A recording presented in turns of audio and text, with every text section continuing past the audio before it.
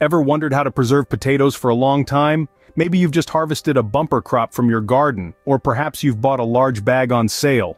Whatever the reason, preserving potatoes can be a great way to avoid waste and ensure you have this versatile vegetable on hand whenever you need it.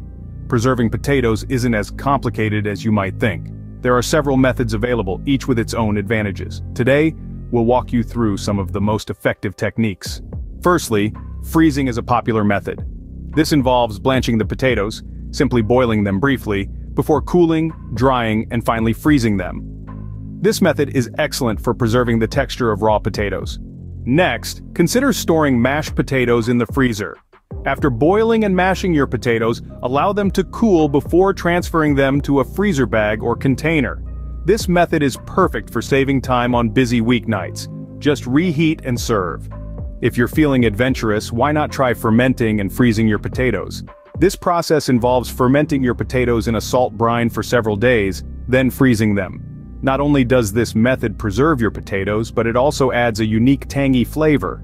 For those with a root cellar or a cool, dark storage area, simply storing your potatoes in these conditions can be effective. Ensure your potatoes are not exposed to light, as this can cause them to turn green and develop a bitter taste. Another long-term storage option is drying. This involves thinly slicing your potatoes before dehydrating them. Once dried, these potato slices can be stored for months or even years. They can be rehydrated and used in a variety of dishes. Lastly, pressure canning is a great option for preserving potatoes. This method involves placing peeled and chopped potatoes in a pressure canner and processing them. This allows for long-term storage without the need for refrigeration.